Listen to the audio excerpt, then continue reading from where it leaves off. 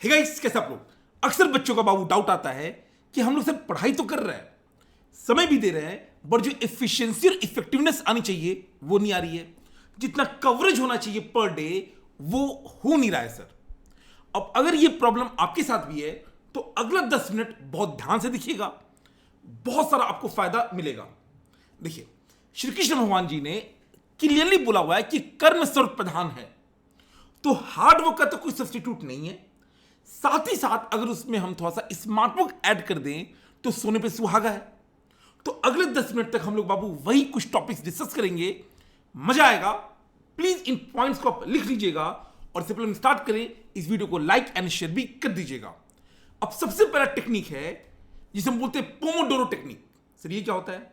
मैं हमेशा से मानता हूं कि आपको जो पढ़ाई करनी चाहिए वो बाबू स्लॉट पे पढ़ाई करनी चाहिए, मतलब रैंडमली नहीं कि एक साथ बैठे हैं तो 10 घंटे पढ़ रहे हैं। उससे आपका दिमाग एक बार थक जाएगा और फिर वो आपकी जो इफिशियंसी है वो कम हो जाएगी।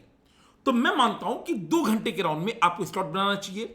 2 आवर्स का 5 से 6 स्लॉट, इफेक्टिव आवर्स जिसके दौरान आपको मोबाइल यूज नहीं करना है। अब पॉइंट ये होता है कि जो 2 घंटे या 2.5 घंटे हैं, अब अगर अकाउंट्स वगैरह है तब तो ठीक है, आप क्वेश्चन बना रहे हो, बट जैसे लॉ हुआ या एसएसएम हुआ, ऑडिट हुआ, इन सब में कई बार ना 2 घंटे के बीच में आपका दिमाग थोड़ा भटक जाता है।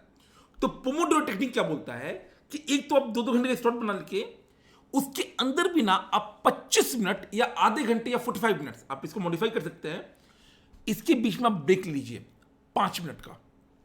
तो मानिए आपने 2 घंटे का स्लॉट बनाया, उसके बीच में अब 25 मिनट थोड़ा कम हो गया, आप 45 मिनट्स का कर लीजिए। 45 मिनट के बाद 5 मिनट का ब्रेक लीजिए और इस ब्रेक में ना जो 45 मिनट्स पढ़ा है उसको रिवाइज कर लीजिए, थोड़ा रिलैक्स कर लीजिए, थोड़ा टहल लीजिए, सबसे बढ़िया टहल लीजिए। मोबाइल बाबू ऑफ होना चाहिए। तो स्लॉट बेस आप पढ़ाई कीजिए 2-2 घंटे का, और 2 घंटे के अंदर भी स्पेशली जब आप थ्योरी सब्जेक्ट पढ़ रहे हैं तो हर आधे घंटे 45 मिनट्स में 5 मिनट का ब्रेक ले लीजिए, और 2 स्लॉट के बीच में जो मैक्सिमम ब्रेक होना चाहिए वो होना चाहिए 15 मिनट्स। नेक्स्ट है, देखिए, केवल रीडिंग करने से कुछ नहीं होता है। ये बाबू जितनी जल्दी आप दिमाग में बैठा लें, केवल रीडिंग इज नॉट सफिशिएंट। तो आप रीड कीजिए, फिर उसको डेली रिवाइज कीजिए। पॉइंट ये है कि बच्चा रिवीजन भी बहुत हवा हवा में होता है, तो जब आप रिवाइज करेंगे कागज पेन लेके बैठिए, एटलीस्ट जो की पॉइंट है, जो हेडिंग्स है उसको लिख लीजिए। अगर टेक्स्ट है तो इसमें जो लिमिट्स है वो लिख लीजिए, सेक्शन का नंबर लिख दीजिए। बाकी आप वैसे ऑडिट कर रहे हैं बट कम से कम जो मेन पॉइंट है उसको आप लिख लीजिए। एंड सबसे इंपॉर्टेंट, रिकॉल कीजिए। रीडिंग आपके सामने बुक है, रिवाइज में भी आपके सामने बुक है, रिकॉल में आपके सामने बुक नहीं होगा, थोड़ा दिमाग पे प्रेशर पड़ेगा, वही सबसे इफेक्टिव है। तो आप रीड करेंगे, रिवाइज करेंगे एंड देन रिकॉल करेंगे। रिकॉल करना सबसे ज्यादा इंपॉर्टेंट है क्योंकि एग्जाम में आपको सबसे ज्यादा फायदा यही देगा। तो डेली रिवीजन एंड साथ ही साथ रात में एक बार रिकॉल कि भी हम सही से जो पढ़े हैं वो याद आ भी रहा है कि नहीं आ रहा है। ठीक है, तो recall is very very important. Revision return होना चाहिए, वो भी कैसा, केवल कीवर्ड को लिख लीजिए। रिकॉल डेली होना चाहिए जो भी आपने पढ़ा रिवीजन के बाद।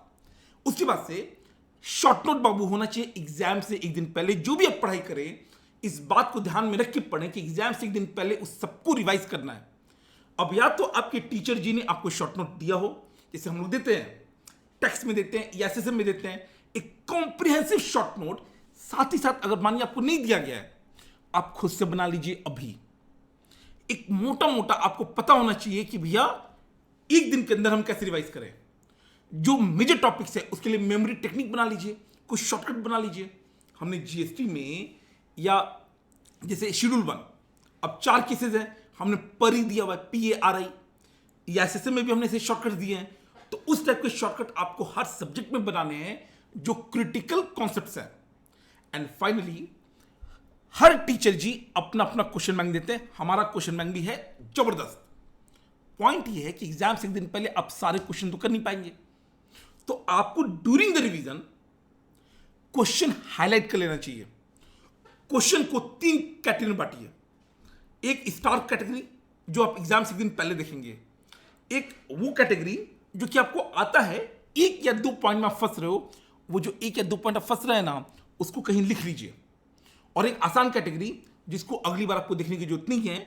आइडियली अगर 100 क्वेश्चन है, जैसे पीजीबीपी, अगर उसमें 100 क्वेश्चन है ना, आपको मैक्सिमम एग्जाम से एक दिन पहले के लिए जिसको आप केवल देखेंगे 10 होना चाहिए। एग्जाम से एक दिन पहले बनाने का टाइम तो होगा नहीं, देखने का टाइम होगा, बट वो भी 10 से 12, उससे ज्यादा नहीं होना चाहिए। 10% क्वेश्चन बाबू स्टार कैटेगरी में आना चाहिए। इसको एक परेटो एनालिसिस भी बोला जाता है, बट ठीक है, ये क्वेश्चन हाईलाइट अभी करना है आपको। प्लस जो भी आप पढ़ाई करें, एक पॉइंट आता है, हॉस्टल में मैंने देखा है कि बच्चा सवेरे उठता है और अपने दोस्तों से पूछता है, भाई तू क्या पढ़ रहा है? अच्छा आज ऑडिट पढ़ेगा? नहीं मैं तो आज टैक्स पढ़ूंगा। अच्छा तू ऐसे से पढ़ रहा है? चल मैं वो, मतलब हम लोग दूसरों से पूछ रहे हैं कि भैया तुम क्या पढ़ रहे हो, हम भी वही पढ़ेंगे। भाई मजाक थोड़ी चल रहा है आपके जीवन के साथ। आप अपना खुद की प्लानिंग कीजिए। रोज रात में आप अगले दिन का जो 6 स्लॉट है उसको हाथ से लिख लीजिए कि अगले दिन आप क्या पढ़ने वाले हैं, और अगले दिन रात में उसको रिव्यू कीजिए कि क्या आपने जो लास्ट टाइम प्लान बनाया था वो अचीव हुआ कि नहीं हुआ। तो प्लान ओवर एवरी डे, अगले दिन को आप प्लान कीजिए और अगले दिन उसको वर्क कीजिए। तो plan your work and work your plan, because if you fail to plan you are preparing to fail. It's as simple as that. तो ये बहुत इंपॉर्टेंट है। मॉक टेस्ट बाबू पक्का दीजिए, इससे ना रियलिटी चेक मिलता है। एक वर्ड है औकात। अब कई बार नेगेटिव सेंस सुन लेते हैं, बट मत लीजिए नेगेटिव सेंस में। कोई बोलता है ना तेरी औकात क्या है, उसको पॉजिटिव लीजिए। वो आप पे एक तरह से क्वेश्चन मार्क लगा रहा है। ये मौका है कि आप उसको जवाब देंगे कि आपकी औकात क्या है। मॉक टेस्ट वही काम करता है। मॉक टेस्ट पूछता है कि बेटा तुम हो क्या। या तो आईसीआई पूछे एग्जाम में, या मॉक टेस्ट पहले पूछ ले। तो मॉक टेस्ट दीजिए। मॉक टेस्ट का मार्क्स उतना मैटर नहीं करता। मॉक टेस्ट में जो गलतियां होती हैं वो मैटर करता है। हम लोग अपने बच्चों का मॉक टेस्ट लेते हैं। मेक श्योर कि आपके टीचर, जिस भी सब्जेक्ट की मैं बात करूं, वो मॉक टेस्ट अगर नहीं ले रहे हैं तो आप कोई पेड मॉक टेस्ट ले लीजिए, जिसका भी मन करे। कम से कम पर सब्जेक्ट एक आपको मॉक टेस्ट देना है, हर सब्जेक्ट का। स्पेशली टैक्सेशन में बाबू मॉक टेस्ट का इंपॉर्टेंस बहुत ज्यादा है, क्योंकि मॉक टेस्ट जो टैक्स का आता है वो थोड़ा बड़ा होता है। आईसीआई में 8 पेपर में सबसे टफ अभी के टाइम पे, टफ तो नहीं, सबसे बड़ा टैक्सेशन है। उसका पेपर भी लेंदी आता है। मॉक टेस्ट देना बाबू उसके लिए बहुत ज्यादा जरूरी है। एंड फाइनली अपना पे विश्वास रखिए। नेगेटिविटी बहुत आएगी।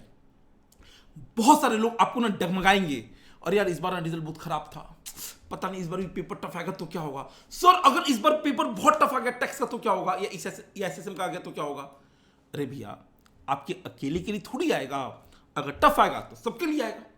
आप इस बात को समझिए कि सीए इंटर या कोई भी सीए का एग्जाम एकेडमिक एग्जाम नहीं है कि मार्क्स लाएंगे और पास हो जाएंगे।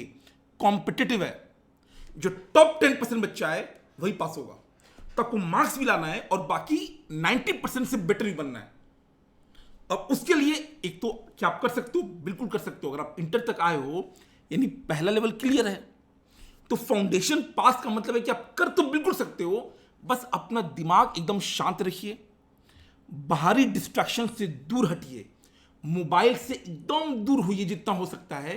एंड दोस्ती यारी, जो दोस्त बहुत अच्छा है, जो आपको बहुत पॉजिटिविटी देता है, उससे बात कीजिए। बाकी लोग से बाबू अभी दूर हो जाइए। अगला जो 2.5 महीना है 15 नवंबर तक अपने आप को दुनिया से अलग कीजिए। If you want the world to remember you, you must forget it for some time. दुनिया वैसी की वैसी रहेगी। अगर एग्जाम अच्छा हो गया आपके लिए बढ़िया हो जाएगी, एग्जाम अच्छा नहीं हुआ आपके लिए वो दुनिया खराब हो जाएगी। तो विश्वास रखिए, कॉन्फिडेंस रखिए और तमीज से अपना पढ़ाई कीजिए। होप इन सब बातों का फॉलो करेंगे, ईमानदारी से फॉलो करेंगे, आराम से आपको बाबू 80+ अब आ सकता है। कई बच्चों क्या है आपके भी आ सकते हैं। साथ ही साथ हम लोग एक टैक्स एक्सप्रेस के नाम से एक रिवीजन सीरीज लॉन्च करने वाले हैं, कॉम्प्रिहेंसिव, नवंबर 2022 के लिए। उसका भी अनाउंसमेंट हम जल्दी करेंगे। तो आप चैनल को सब्सक्राइब कर लीजिएगा, ताकि वो जो रिवीजन आएगा अराउंड 30 आवर्स का होगा, बट जबरदस्त होगा, उसका भी आपको फायदा मिल जाए। एक और चीज, आपको पता है कि जो भी हमारे 40 एंड क्वेश्चन बैंक है वो फ्रीली अवेलेबल है। एक वीडियो का आपको लिंक मिलेगा डिस्क्रिप्शन में, आप वहां से वो सारे फ्री कंटेंट ऐप से एक्सेस कर सकते हैं। God bless, take care, bye bye, and make sure November आपका लास्ट एग्जाम हो। All the best.